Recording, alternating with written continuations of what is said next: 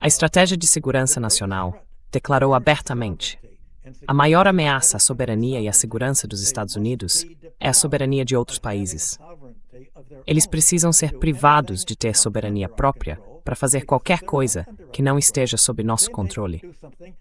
Porque se não estiverem sob nosso controle, podem fazer algo em seus próprios interesses para se libertar do nosso controle e ganhar dinheiro para si mesmos, ou recorrer aos mercados de investimento muito mais lucrativos e aos produtores industriais mais competitivos da China e da Ásia.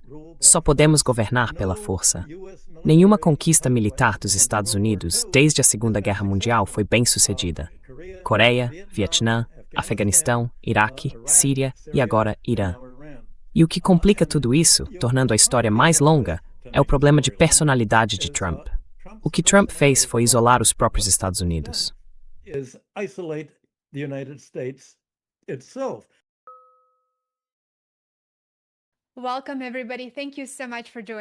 Sejam todos bem-vindos. Muito obrigada por estarem conosco. Eu sou Lena Petrova com um novo episódio de Assuntos Mundiais em Contexto.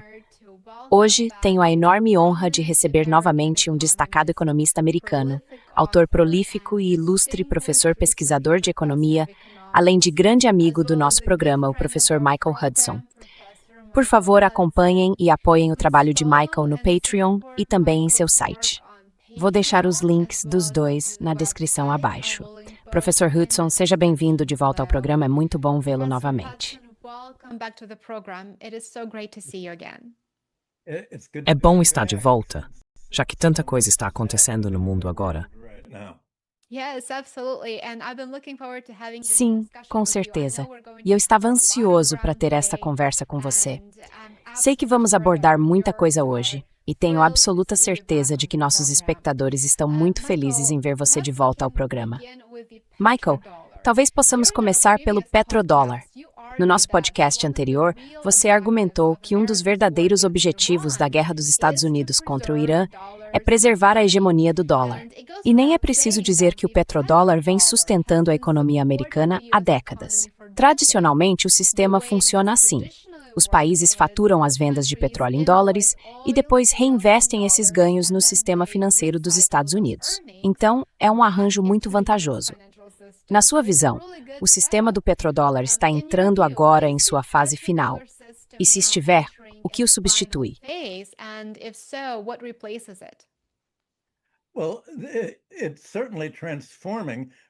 Bem, certamente está se transformando em relação ao que era, mesmo antes da guerra contra o Irã. O petrodólar já vinha sendo descontinuado como mecanismo de reciclagem. A ideia dos Estados Unidos, e Trump quer fazer com o Irã exatamente o que fez com a Venezuela e com a maior parte da OPEP, é controlar o petróleo. Ele quer garantir que o petróleo seja cotado em dólares e que todas as receitas de exportação denominadas em dólares sejam recicladas para os Estados Unidos e mantidas no balanço de pagamentos americano. Mas isso vem perdendo força desde 1975, especialmente na última década. E a razão é que a Arábia Saudita, os Emirados e os outros países da OPEP, na Ásia Ocidental, vêm usando suas exportações para investir internamente e em países que não são os Estados Unidos, como na África, especialmente os Emirados Árabes Unidos.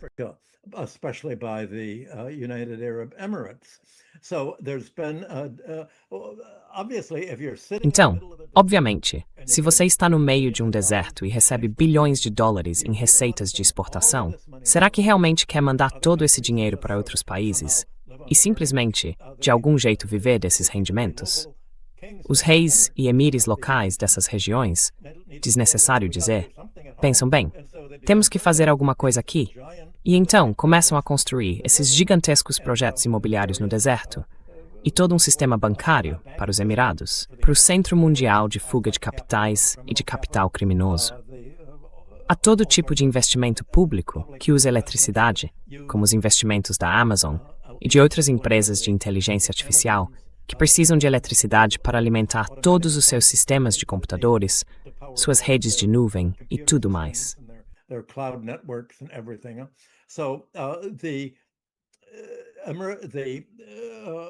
Então, os países árabes da OPEP fizeram parcerias com muitas empresas dos Estados Unidos que investiram nos próprios países árabes. E eles fizeram o que os investidores fazem.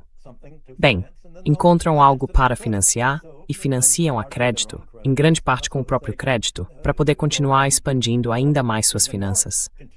O problema é que agora as receitas de exportação deles pararam, porque as exportações de petróleo foram interrompidas pela guerra dos Estados Unidos. Então, o que os países árabes vão fazer? Eles têm despesas contínuas para manter seus imóveis e todos os investimentos que não são em petróleo. Mas esses investimentos não estão rendendo muito dinheiro, porque as pessoas não estão viajando muito para os Emirados ou para a Arábia Saudita a turismo.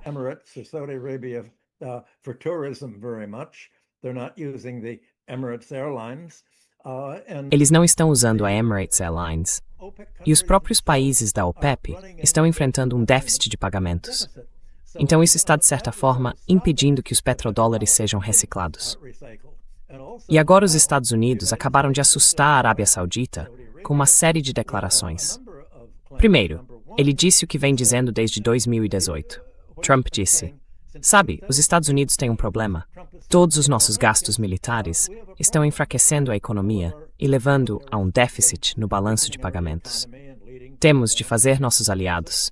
Temos de fazer os países estrangeiros arcarem com o custo de todos os nossos gastos." E o principal país que ele destacou foi a Arábia Saudita.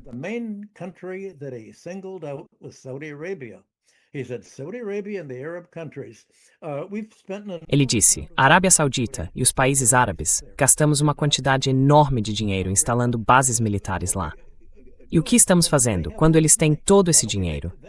Por que não fazemos eles pagarem o custo de todas as nossas bases militares?" Bem, todo mundo o ignorou por vários anos. Até que nos últimos meses, ele passou a dizer: "Sim, com certeza, queremos que os países árabes paguem todo o custo da guerra no Irã."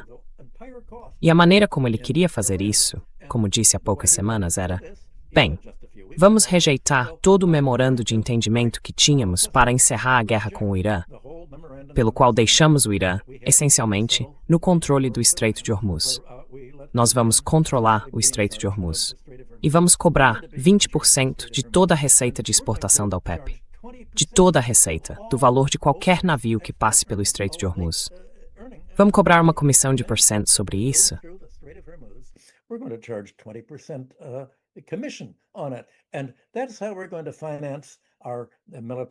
E é assim que vamos financiar nossas bases militares na Arábia Saudita e nos demais países. Bem, a Arábia Saudita, o Kuwait e outros países disseram: "Não podemos mais bancar suas bases militares aqui, porque elas não estão nos protegendo. Vocês não são nossos anjos da guarda. Vocês estão nos colocando em perigo. A razão pela qual vocês estão travando esta guerra é..." Então o site do governo da Arábia Saudita disse: "É por causa de Israel. Esta guerra não é para nos proteger. É para apoiar a expansão de Israel. E Israel gostaria de nos invadir como parte de seu projeto de Grande Israel." Então, há alguns meses, a Arábia Saudita e o Kuwait disseram para impedir que aeronaves dos Estados Unidos lançassem o ataque planejado por Trump contra o Irã, negando-lhes o espaço aéreo e o uso dos aeroportos.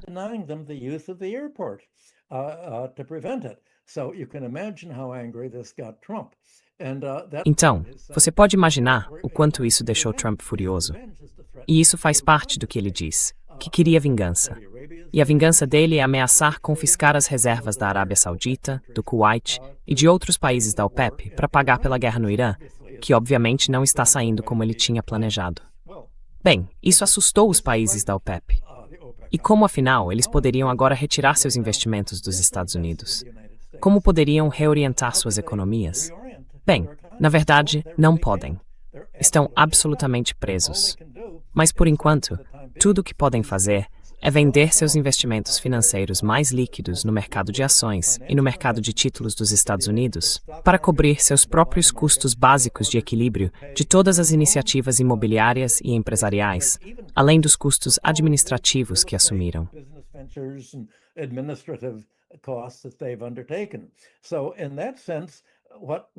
Então, nesse sentido, o que era o mercado dos petrodólares basicamente acabou.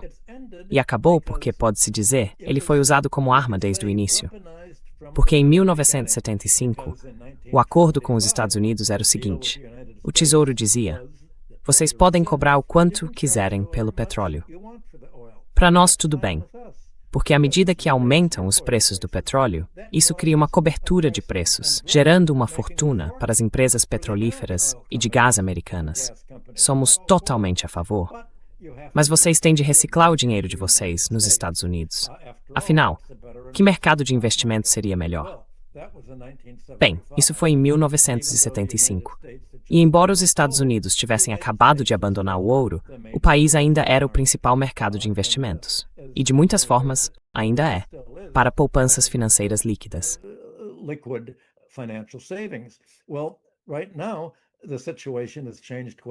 Bem, neste momento, a situação mudou bastante. E a situação política também mudou. Há uma tensão entre os países petrolíferos da OPEP e os Estados Unidos, sobretudo uma tensão militar. Então, aparentemente, no sábado, Trump queria iniciar sua nova guerra contra o Irã. Líderes da Arábia Saudita e de outros países árabes ligaram para Trump e disseram: você não pode fazer isso. Se atacar o Irã vai nos atacar, porque vocês vão sobrevoar nosso território para bombardear o Irã. Vão querer usar nossas bases aéreas. E a defesa do Irã é dizer: se os Estados Unidos tentarem destruir nossas exportações de petróleo, então não haverá exportações de petróleo de outros países.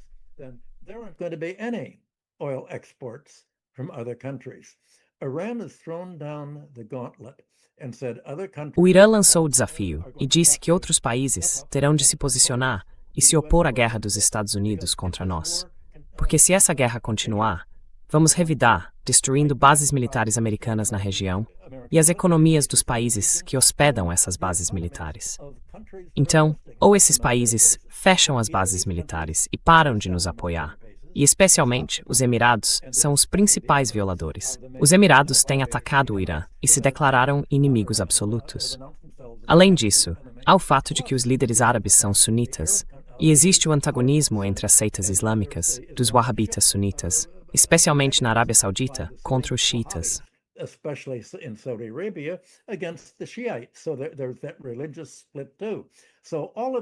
Então há também essa divisão religiosa. Todas essas tensões são reais e estão transformando todo o contexto em que o sistema do petrodólar se desenvolveu. Então, basicamente, essa é a resposta à sua pergunta. Esse sistema está sendo desativado e não sabemos o que vai acontecer. Parece-me que o comércio de petróleo vai parar por bastante tempo e não haverá receitas de exportação em petrodólares para serem recicladas. A renda que houver será usada pelos países da OPEP, pelos países árabes, para reconstruir todos os danos causados pela guerra. E o dinheiro será gasto internamente, não investido e reciclado nos mercados financeiros dos Estados Unidos.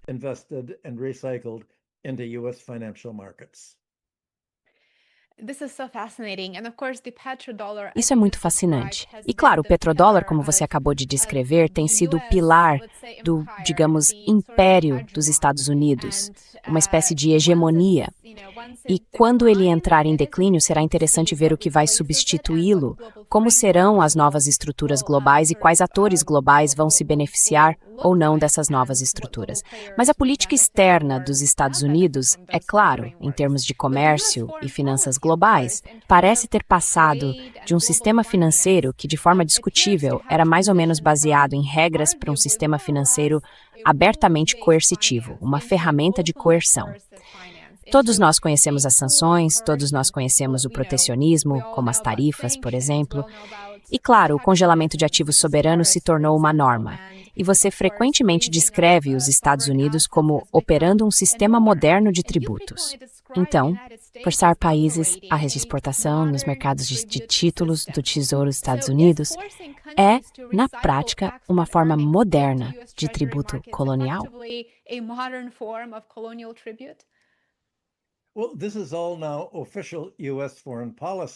Bem, tudo isso agora é política externa oficial dos Estados Unidos.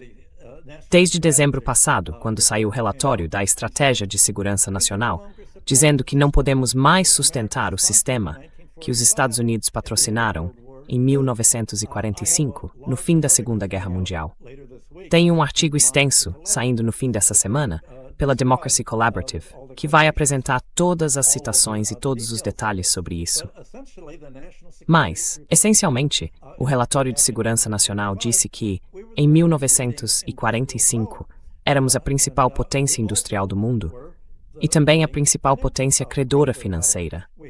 Tínhamos 75% do ouro monetário do mundo em 1945. Bem, essa já não é mais a situação.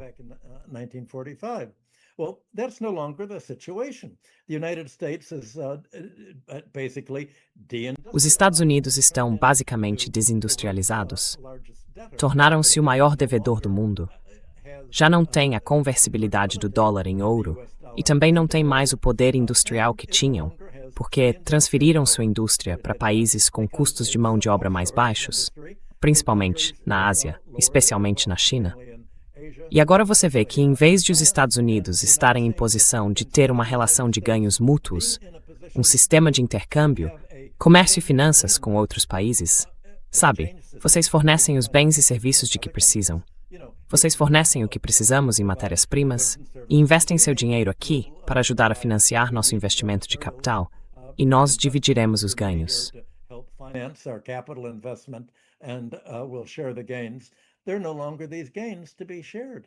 Não há mais esses ganhos para serem compartilhados. E a mesma coisa acontece com o comércio, com o financiamento do comércio.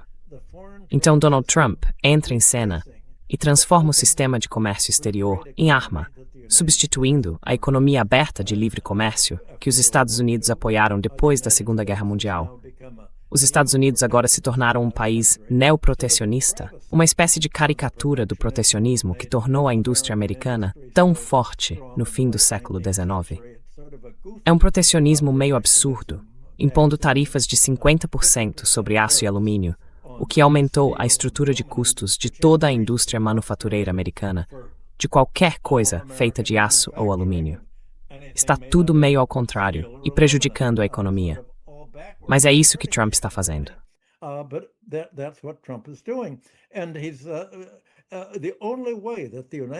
E a única maneira de os Estados Unidos, essencialmente, forçarem outros países a sustentar seu padrão de vida e sua solvência básica é por meios coercitivos. Fazendo o que Trump fez com sua política tarifária, as tarifas do dia da libertação. De repente, ele fecha o mercado americano para exportadores estrangeiros e eles entram em pânico. E Trump realmente sempre tenta levar outros países ao pânico, para que digam, bem, entendemos que a sua indústria está toda estruturada para exportar para os nossos mercados, como parte do que antes era nosso comércio recíproco, que beneficiava a todos. Mas agora, vocês vão ter que nos dar algo em troca, se deixarmos que continuem vendendo para o mercado dos Estados Unidos.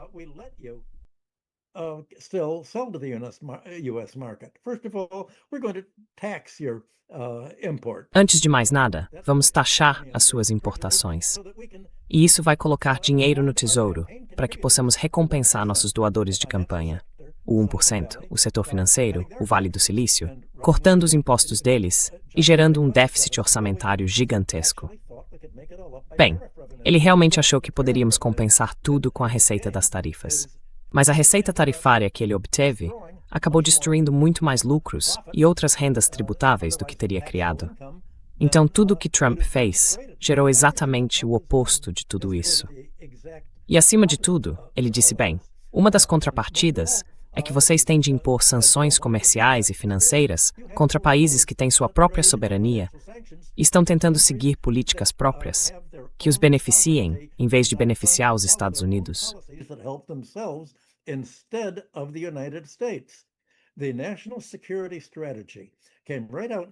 A Estratégia de Segurança Nacional disse claramente: a maior ameaça à soberania e à segurança dos Estados Unidos é a soberania de outros países. Eles precisam ser privados de ter soberania própria para fazer qualquer coisa que não esteja sob nosso controle.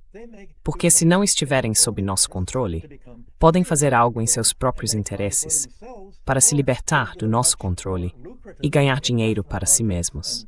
Ou podem recorrer aos mercados de investimento muito mais lucrativos e aos produtores industriais mais competitivos da China e da Ásia. Nós só podemos governar pela força. E a principal força que podemos usar, além da força militar, é a força financeira.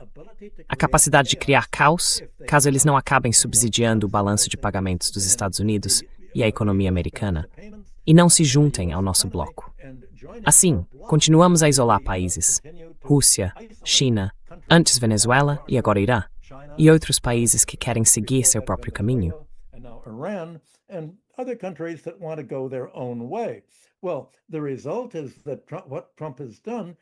Bem, o resultado é que o que Trump fez foi isolar os próprios Estados Unidos. Acho que já discutimos isso em conversas e entrevistas anteriores. Então há todo o risco de um aprofundamento da dívida dos Estados Unidos, da dependência comercial e da dependência da dívida.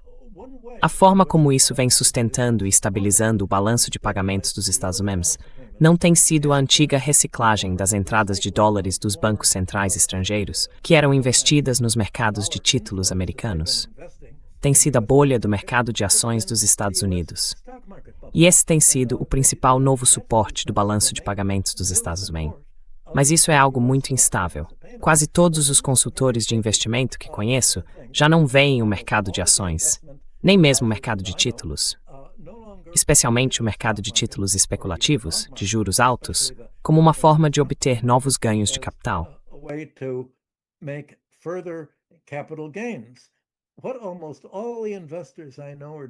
O que quase todos os investidores que eu conheço estão fazendo, tudo o que eles querem fazer, é se proteger de perdas. E é por isso que há tanto investimento em dívida do Tesouro do governo, porque você sabe que o Tesouro não pode quebrar. Eles sempre podem imprimir dinheiro. Então, apesar de haver uma taxa de juros alta, especialmente para títulos de longo prazo, que deveriam ser arriscados por causa da inflação, não existe risco de inadimplência nesses títulos. O único risco de investir no mercado de títulos e no mercado de ações dos Estados Unidos é a possibilidade de o balanço de pagamentos dos Estados Unidos entrar em déficit e o dólar cair. E se o dólar cair, não importa se você ganha, digamos, 5% em títulos do Tesouro dos Estados Unidos.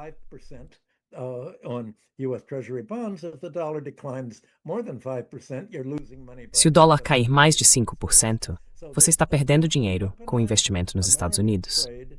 Então, essa tentativa de transformar o comércio e os mercados financeiros americanos em armas, prejudicando outros países, leva outros países a pensar: talvez este seja um mercado arriscado. Mais uma vez, veja como os Estados Unidos confiscaram os 300 bilhões de dólares em reservas da Rússia e ativos nucleares. Veja como confiscaram as reservas do Irã.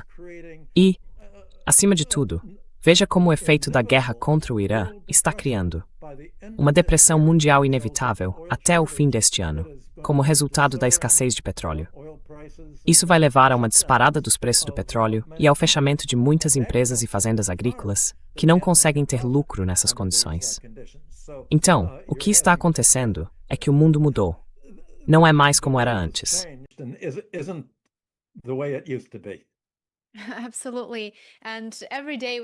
Com certeza. E todos os dias recebemos tantas notícias que é muito difícil realmente entender o que está acontecendo e enxergar o quadro geral. Então, eu certamente agradeço por nos guiar por tantos pontos importantes que muitos analistas, muitos especialistas, de fato deixam passar ou talvez nem conheçam. Você mencionou uma depressão global e me parece que você destacou que estamos caminhando para uma depressão impulsionada não apenas por fatores financeiros, mas pelas interrupções no fornecimento físico de energia. Por que essa distinção é tão importante? Você poderia explicar melhor?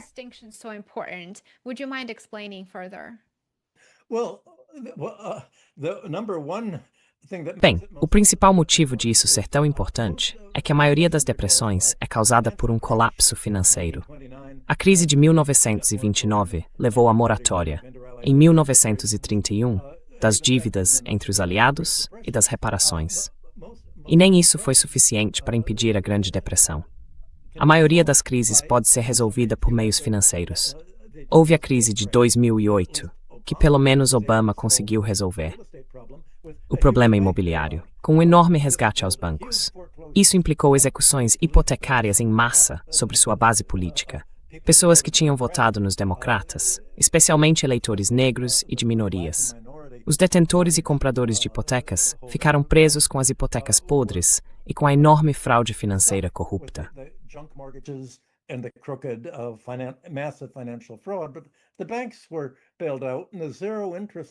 Mas os bancos estavam, e a política de juros zero conseguiu apoiar e sustentar uma recuperação financeira que impediu que qualquer colapso real tivesse efeitos sobre a economia real. Mas a interrupção do comércio mundial de petróleo não é algo que se possa resolver por meios financeiros. Na verdade, é justamente o contrário. Os reguladores financeiros, ou melhor, eu deveria dizer os formuladores de políticas, você poderia chamá-los de desestabilizadores, nos bancos centrais de todo o mundo, têm apenas uma resposta ao fato de que os preços do petróleo estão disparando, os preços dos fertilizantes estão disparando, a produtividade agrícola está caindo, o plantio está diminuindo, fazendo os preços dos alimentos subirem. Bem, a resposta dos bancos centrais é, diante da inflação, vamos elevar as taxas de juros.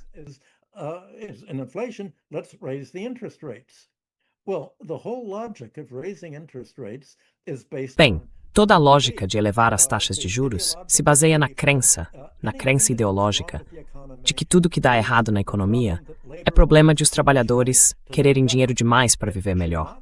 Eles não deveriam viver melhor. Os financistas, nós, rentistas, proprietários de imóveis, detentores de títulos e acionistas, é que deveríamos ganhar dinheiro, não os trabalhadores. Então, se há inflação, deve ser porque os salários dos trabalhadores estão subindo. Eles são muito gananciosos. Então, vamos elevar as taxas de juros. E na mitologia que patrocinamos, na mitologia em que acreditamos, os bancos emprestam dinheiro para ajudar a construir fábricas e empregar trabalhadores. Portanto, se reduzirmos os empréstimos bancários elevando as taxas de juros, haverá desemprego. E isso é bom. Precisamos do que Marx chamou de um exército de reserva de desempregados.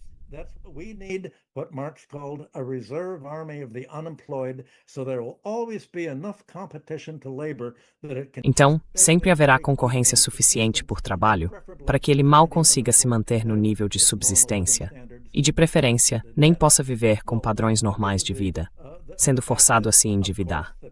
Bem, o fato é que, é claro, os bancos não emprestam dinheiro para empregar trabalhadores. Eles emprestam dinheiro para financiarizar a economia, deslocar o trabalho para o exterior e reduzi-lo. Mas tentar elevar as taxas de juros vai acontecer no meio de uma depressão mundial. E se elevar as taxas de juros significa que as empresas terão de reduzir sua produção e o emprego, porque não conseguem lucrar comprando petróleo e gás caros, outros países vão acabar, como a Alemanha ficou depois de 2022, quando parou de importar gás e petróleo russos. O mundo inteiro vai ficar na posição em que a Alemanha estava.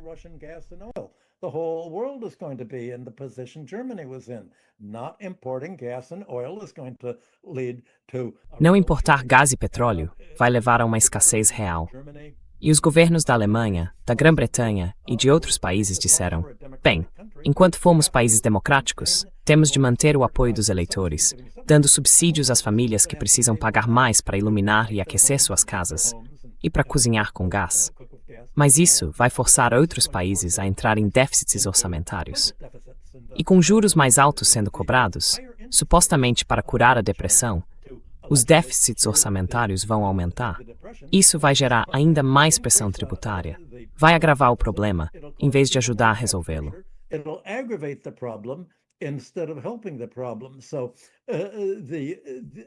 Então, os manuais de economia não tratam do que vai acontecer com um problema que não é causado por trabalhadores querendo salários mais altos, nem do que vai acontecer com uma depressão ou um colapso que não podem ser curados por meios financeiros. Você simplesmente empresta dinheiro.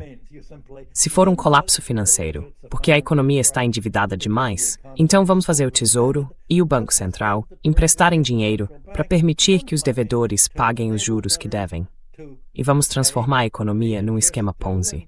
E claro, ela vai entrar em colapso. Mas talvez até lá a gente já esteja fora do cargo e isso vire problema de outra pessoa. Então essa é a dinâmica que vamos ver.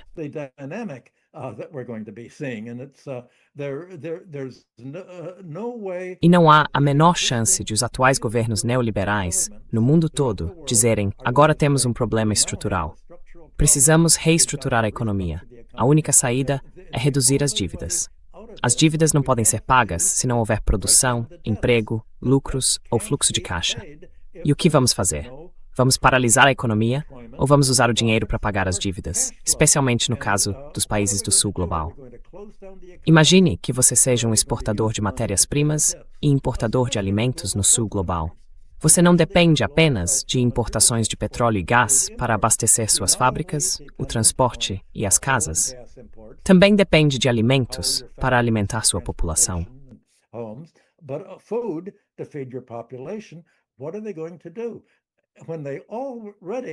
O que eles vão fazer quando já estão atolados em dívidas e ficando cada vez mais para trás no pagamento de suas dívidas externas?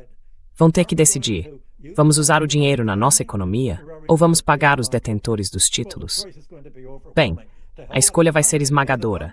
Que se dane a economia, paguem os detentores dos títulos, porque os detentores dos títulos somos nós. Os detentores dos títulos são a família e os aliados do presidente e a turma do Banco Central. Então, é claro que vão sacrificar a economia. Nos países democráticos, os governos atuais vão ser tirados do poder pelo voto. Podemos ver que isso vai acontecer na Alemanha.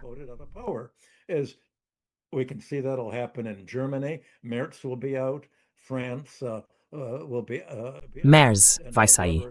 A França vai sair. E quem quer que seja o primeiro-ministro trabalhista britânico vai sair. Macron vai sair. Todos eles vão sair. Mas, para muitos países, vai haver uma guerra. E pela primeira vez, as pessoas vão dizer: talvez a China tivesse uma ideia melhor. Talvez o socialismo seja melhor do que o capitalismo financeiro. Porque o que esses países têm agora já não é mais o capitalismo industrial que decolou no século XIX e tornou os países ricos. O que existe é capitalismo financeiro, em que toda forma de acumular fortunas é por meio de engenharia financeira, em grande parte com alavancagem de dívida, e não com investimentos em capital tangível.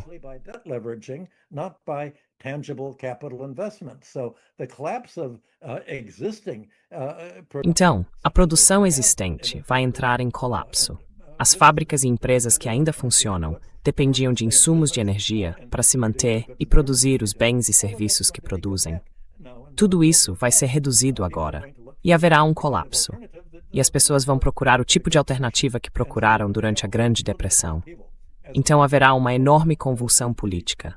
Como consequência da incapacidade de superar a depressão mundial que está por vir, seguindo políticas de sempre, que não servem para curar os problemas que o capitalismo financeiro trouxe consigo.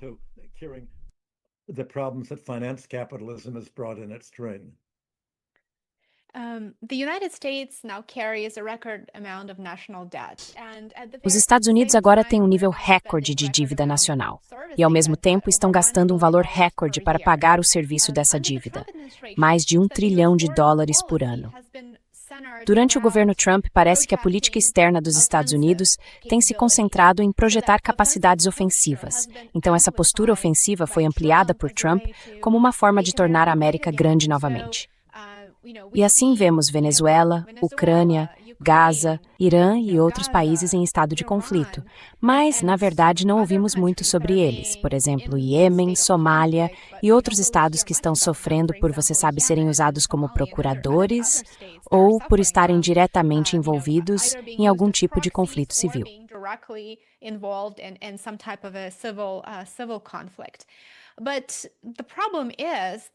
Mas o problema é que o domínio militar está diretamente ligado a uma economia forte.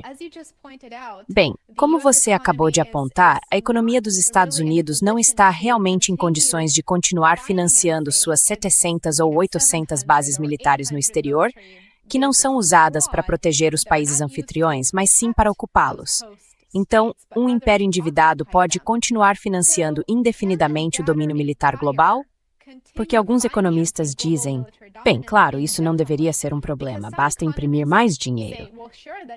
Mas parece que a realidade aponta para uma resposta completamente diferente.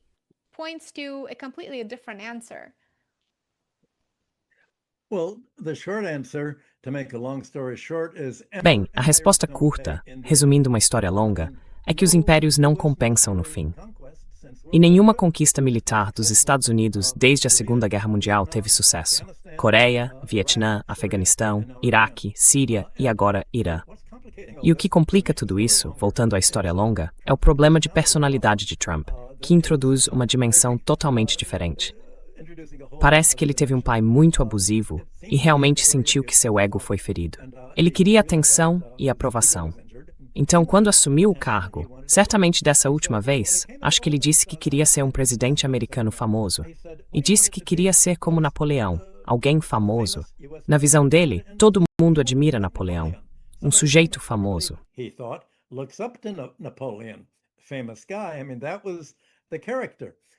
Quero dizer, esse era o personagem que ele havia mencionado.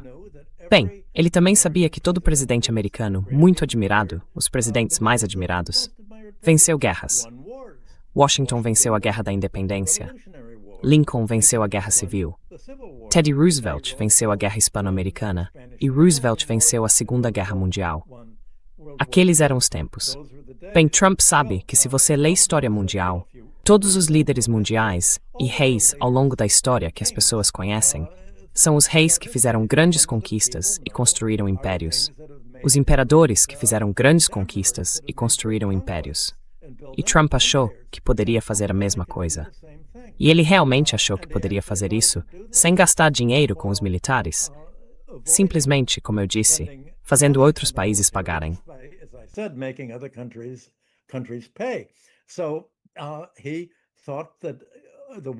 Então ele achou que a guerra no Irã, e assim como Napoleão foi a guerra contra a Rússia, Trump continuou a guerra do Partido Democrata de Biden contra a Rússia na Ucrânia, incentivando os países da OTAN a lutar contra a Rússia, ao mesmo tempo em que retirava o financiamento militar da OTAN, dizendo, agora vocês estão por conta própria.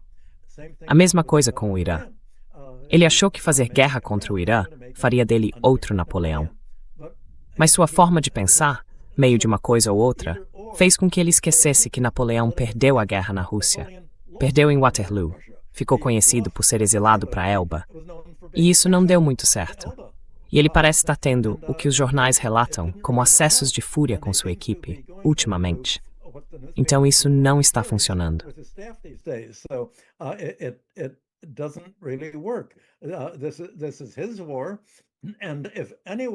Esta é a guerra dele. E se alguma guerra não compensou, a guerra contra o Irã, somada à guerra contra a Rússia, esgotou os estoques militares dos Estados Unidos. Todos os observadores sabem que os Estados Unidos ficaram sem mísseis, ficaram sem bombas, ficaram sem capacidade de lutar uma guerra. E agora, ele está falando em escalar uma guerra contra o Irã, que passou 30 ou 40 anos se preparando exatamente para esta situação, exatamente para esta guerra. E, aparentemente, todos os conselheiros militares de Trump, exceto os nomeados pelo próprio Trump, disseram, não temos como vencer isso, vamos perder. Líderes estrangeiros estão ligando para Trump e dizendo, sabe, não conseguimos fazer isso. Trump perguntou aos seus aliados da OTAN, vocês não vão nos ajudar no Estreito de Hormuz?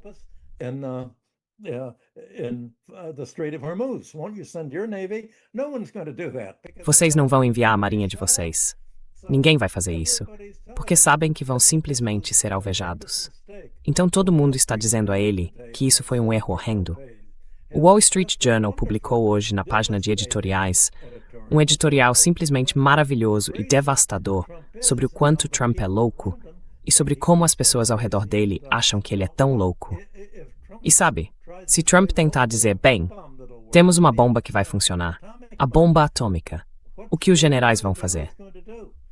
Aparentemente, eles o forçaram a sair da sala quando ele tentou fazer isso no ano passado. Eles vão simplesmente sacar uma arma e dizer, desculpe, não é nada pessoal, mas não vamos deixar você explodir o mundo. O que ele vai fazer?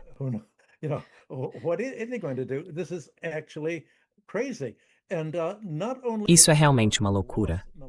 E a guerra não só foi uma perda militar e financeira para os Estados Unidos, como também virou todo o resto do mundo contra nós. Porque, ao interromper o comércio de petróleo, Trump provocou a depressão mundial sobre a qual vínhamos falando. E o mundo inteiro vai culpar os Estados Unidos e sua tentativa de sustentar a própria prosperidade econômica, causando depressão e destruição no exterior.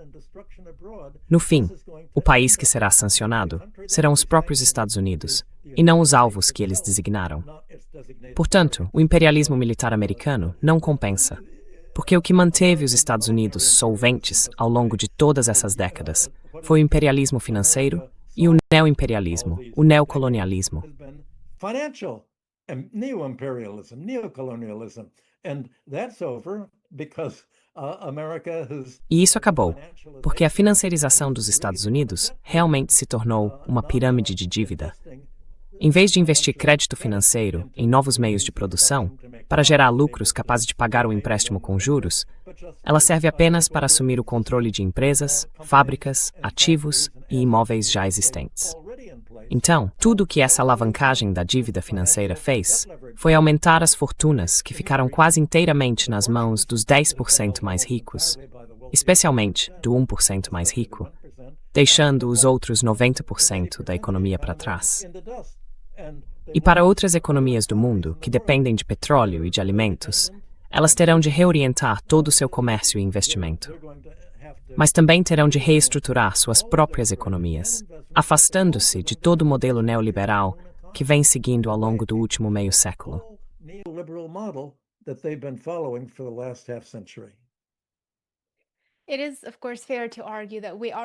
É claro que é justo argumentar que estamos testemunhando a fase final daquela ordem americana do pós-1945, não apenas da ordem política, mas também, como você mencionou, da ordem financeira.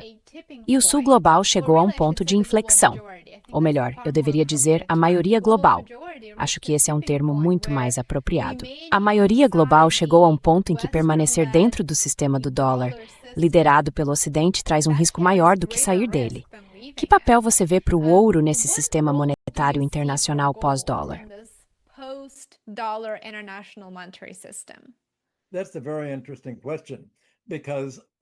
Essa é uma pergunta muito interessante, porque, por um lado, a nova ordem econômica internacional que está surgindo não vai ser a ordem pró-credor dos Estados Unidos que eles introduziram depois da Primeira Guerra Mundial, quando insistiram no pagamento das dívidas interaliadas. E os aliados recorreram à Alemanha para pagar as reparações, para pagar isso. E o sistema de dívidas imposto pelos Estados Unidos levou o mundo à falência. Bem, depois da Segunda Guerra Mundial, houve novamente uma ordem orientada aos credores, regras pró-credor, e não as regras que John Maynard Keynes havia proposto para o Tesouro Britânico. E os Estados Unidos tinham uma enorme quantidade de ouro naquela época.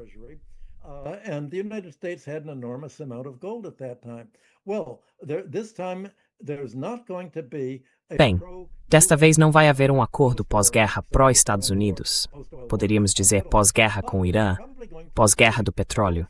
Mas isso provavelmente vai deixar um papel para o ouro, porque o que os países vão fazer se não mantiverem dólares? Bem, a primeira resposta improvisada será manter as moedas uns dos outros. Já há países que fazem grandes negócios com a China e atuam como países anfitriões de investimentos chineses, tentando manter suas reservas cambiais na forma de moeda chinesa. E a China desenvolveu seu próprio banco baseado em blockchain, como alternativa ao SWIFT, e como alternativa a um veículo no qual outros países possam manter suas poupanças com base em algo que não seja o dólar americano.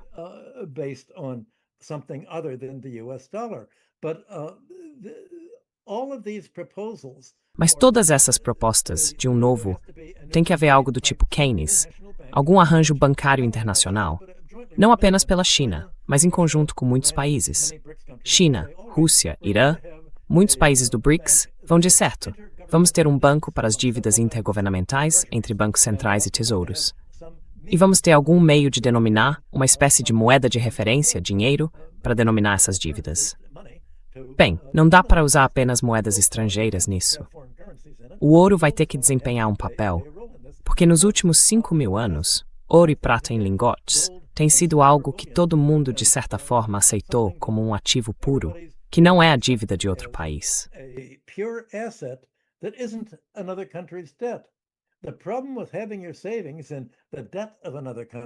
O problema de ter suas economias na dívida de outro país é: e se o país não conseguir pagar essa dívida?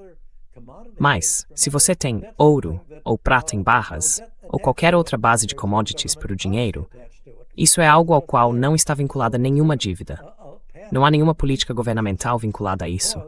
Simplesmente está lá. Então existe uma espécie de caminho de menor resistência por causa de todo o papel que o ouro desempenhou no passado. Assim, o ouro terá um papel nessa unidade de conta que o banco a ser criado, algo parecido com o que Keynes chamou de Bancor, vai desempenhar no sistema financeiro mundial. Bem, o problema, a razão pela qual o ouro não pode ser a base de uma oferta monetária, é que não há ouro suficiente para financiar todo o comércio e toda a atividade econômica que acontecem.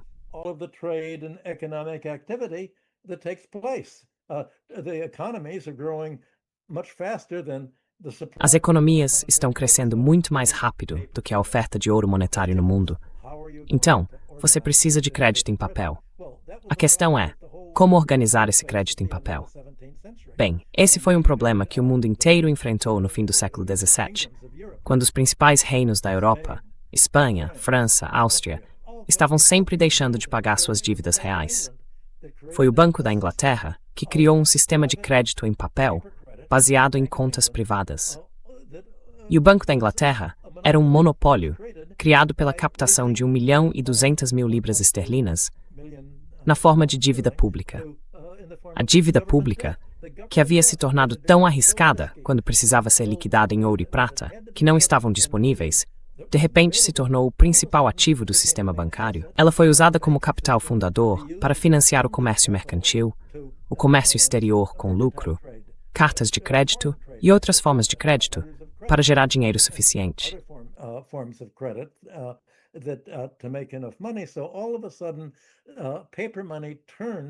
Então, de repente, o papel moeda transformou a dívida pública, que era a base das suas reservas, em um ativo, em vez de um crédito.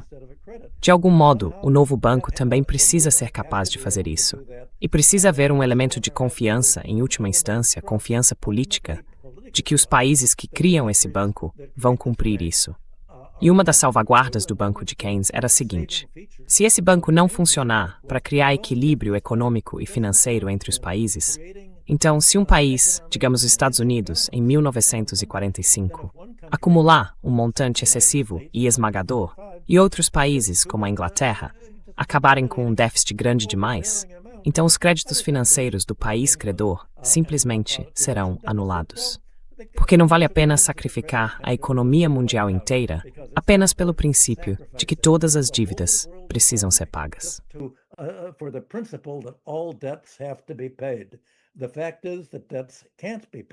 O fato é que as dívidas não podem ser pagas. E se tentarmos insistir que dívidas que não podem ser pagas têm, de algum modo, que ser pagas, então haverá uma enorme transferência de propriedade dos devedores para os credores. E você vai ter uma economia desigual, controlada pelos banqueiros, em vez de pelos industriais. Bem, esse era o problema que o Banco Internacional de Keynes tentou resolver. E isso seria baseado, essencialmente, em dinheiro político criado pelos bancos. Bem, é isso que o resto do mundo vai precisar criar, em última instância, à medida que fizer a transição para longe do dólar, que também é dinheiro político, à sua maneira. Mas é dinheiro político para sustentar um império militarista abusivo, como você acabou de apontar.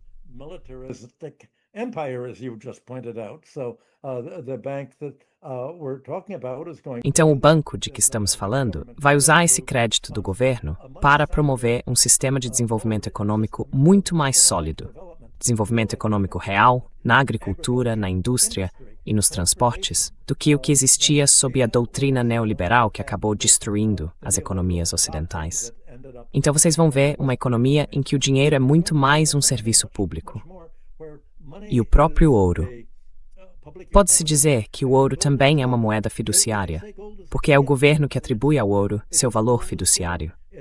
E vocês vão ver esse tipo de sistema novamente, em toda parte. We're going to see that kind of a system all over again.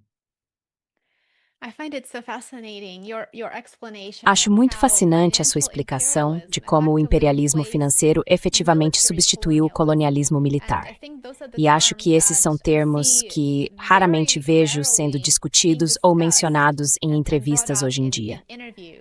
Então, penso que é muito útil pensar nesses termos, porque isso coloca as coisas em perspectiva. A história nos ensina que os impérios acabam se estendendo demais financeiramente antes de entrar em declínio. E foi exatamente isso que aconteceu, por exemplo, com o Império Romano.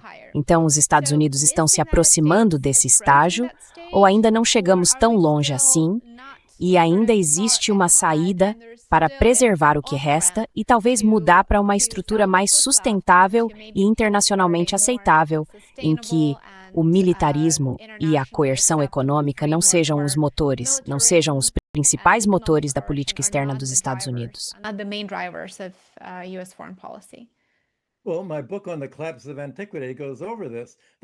Bem, meu livro sobre o colapso da antiguidade trata disso. O problema não foi o custo militar da expansão romana. O problema foi o custo interno. Os credores tomaram conta de Roma. E você poderia dizer que toda a antiguidade clássica não tinha autoridade central que a Mesopotâmia da Idade do Bronze, o Egito e outros países da Ásia Ocidental tinham, para impedir o surgimento de uma oligarquia financeira interna. Todos eles tinham um governante central, cuja principal tarefa era continuar restaurando a ordem econômica, cancelando as dívidas pessoais que surgiam, não as dívidas comerciais. Essas eram mantidas e resolvidas entre os próprios mercadores. Mas, numa economia agrária, as dívidas mais pessoais eram as dos agricultores autossuficientes em suas terras. E o Egito, a Babilônia, a Suméria, todos os antigos países da Ásia Ocidental, cancelavam regularmente as dívidas, para que uma oligarquia financeira não se desenvolvesse.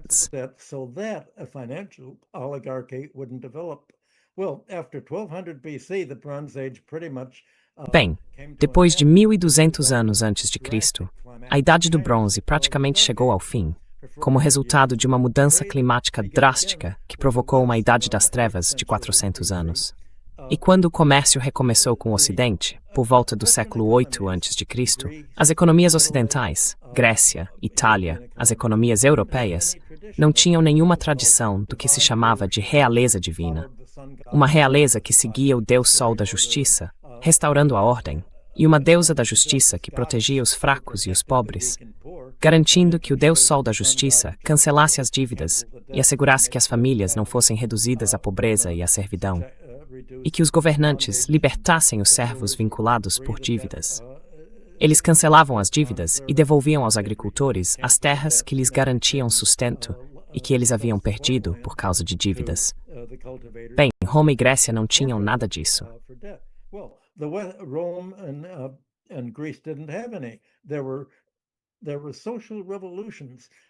Houve revoluções sociais durante 6 séculos, tentando restaurar isso, cancelar as dívidas.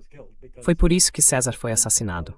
Porque tinha acabado de haver uma rebelião, uma espécie de pequena guerra civil, tentando cancelar as dívidas.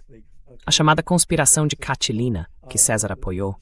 Todo mundo esperava que César cancelasse as dívidas e libertasse a população romana.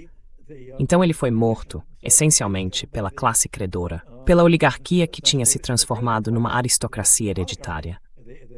Essa é toda a história de Roma, a luta de classes entre credores e devedores. E os credores venceram. O resultado foi o declínio e a queda do Império Romano. Houve uma polarização e, no fim, toda a riqueza monetária e as terras que foram tomadas, tudo foi concentrado nas mãos da classe credora.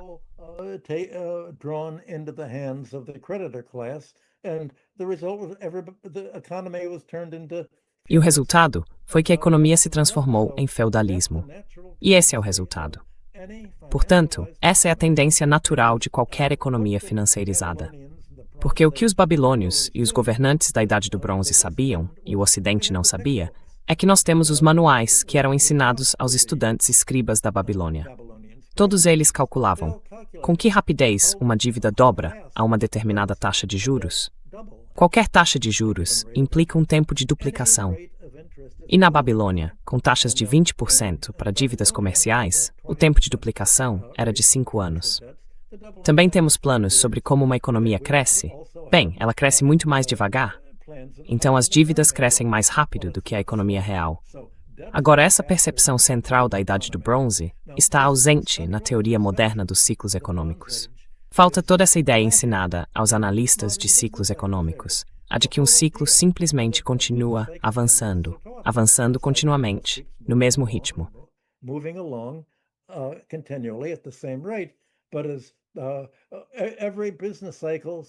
Mas todo o ciclo econômico, desde a Segunda Guerra Mundial, começou com o peso da dívida cada vez maior, porque as dívidas vão se acumulando e se acumulando.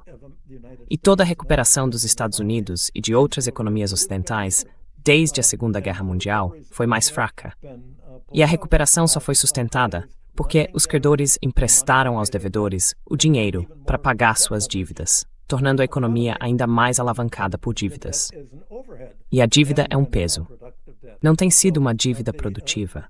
Então a economia moderna não reconhece o fato de que as economias não se estabilizam naturalmente em equilíbrio.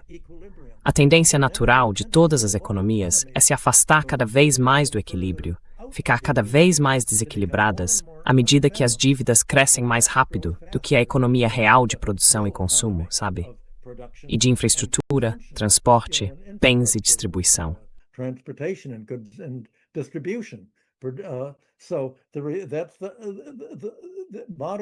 Então, a teoria econômica moderna não aborda o problema da dívida, nem a dinâmica da dívida. É como se toda a economia funcionasse por escambo. E isso é chamado de teoria do escambo no comércio internacional. O que é absurdo, porque o comércio internacional foi a forma pela qual as famílias primeiro obtiveram o dinheiro para se tornar banqueiros internacionais. Há uma visão falsa da história e uma visão falsa de como as economias funcionam, que se recusa a reconhecer o problema da dívida, porque as escolas de administração e a mídia pertencem a interesses financeiros e são controladas por eles. Obviamente, se você é um credor financeiro, a última coisa que quer é popularizar a ideia de que o seu crédito está levando a economia à falência, reduzindo tudo à servidão por dívida e destruindo-a, caso a economia não se proteja, cancelando as dívidas que tem com você. Essa é a tensão política do nosso tempo.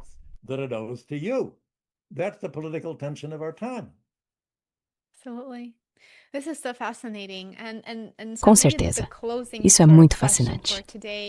E talvez para encerrar, uma pergunta. No início da conversa, você disse que grandes guerras muitas vezes terminam com uma nova arquitetura econômica internacional. Estamos tão acostumados a falar do dólar americano como moeda de reserva que nos perguntamos: qual será a nova moeda de reserva? Mas será que no futuro poderemos ver blocos monetários concorrentes em vez de uma única moeda de reserva global?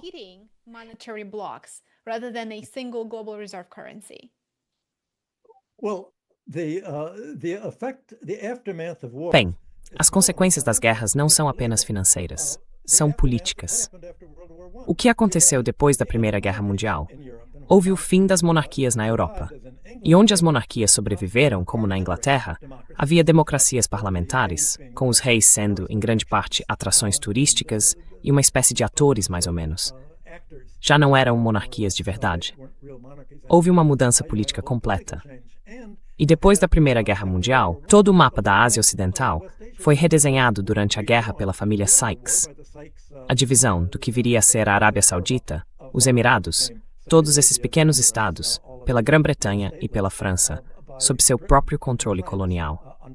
A mesma coisa aconteceu depois da Segunda Guerra Mundial. Houve uma reestruturação política completa do mundo.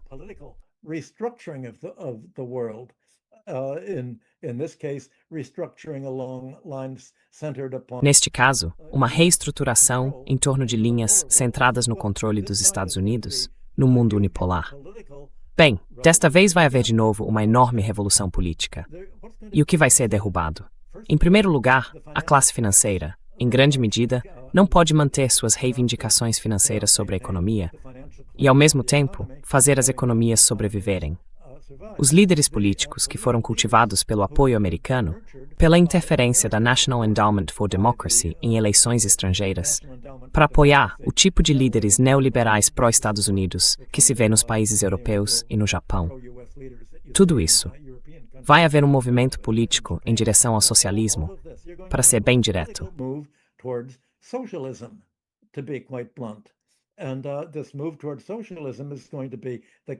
E essa transição rumo ao socialismo vai servir de contexto para um sistema monetário e financeiro que transforme o dinheiro e as finanças em um serviço público, em vez de deixar os bancos, a criação de dinheiro e a criação de crédito em mãos privadas, para serem usados em benefício dos credores, sem nenhuma consideração sobre como isso afeta o bem-estar econômico geral, a prosperidade geral e o padrão de vida geral. Queremos apenas beneficiar a nós mesmos, mesmo que isso signifique assumir o controle de empresas, drená-las com dívidas, executar hipotecas e deixá-las como cascas falidas. É isso que acontece sob o neoliberalismo e o capital privado de hoje. O capital privado não tem sido produtivo para os Estados Unidos. Basicamente, ele desempenha um papel improdutivo e destrutivo.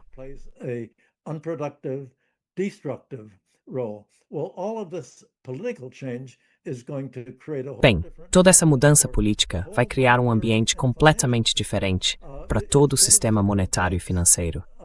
Em vez de os bancos centrais agirem para apoiar uma classe bancária privada, as economias que se saem melhor são economias como a China, que não tem uma classe financeira propriamente dita. Tem uma classe industrial, que pode criar bilionários, pessoas muito, muito ricas, e desigualdade, mas não é uma classe financeira. Os bilionários ganham dinheiro obtendo lucros de fato e não realizando ganhos de capital financiarizados. A tentativa de obter ganhos financeiros investindo em imóveis como veículo de investimento, em vez de como lugar para morar, obviamente não funcionou muito bem para a China. O que funcionou foi o fato de o Banco Central da China fornecer crédito para que empresas privadas possam operar e obter lucros.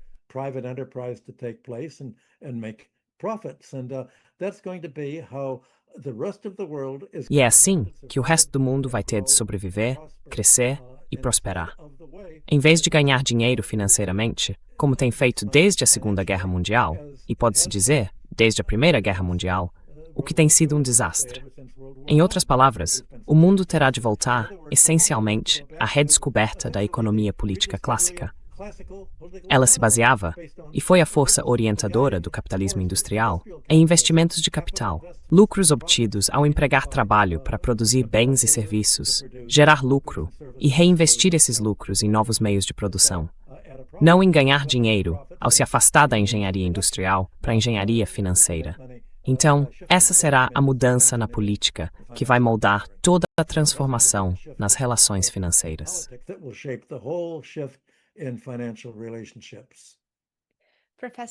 Professor Hudson, eu adoraria continuar esta conversa fascinante. Muito obrigado por estar conosco e pelo seu tempo, e espero tê-lo de volta ao programa. Bem, foi uma boa conversa. Obrigado por me receber.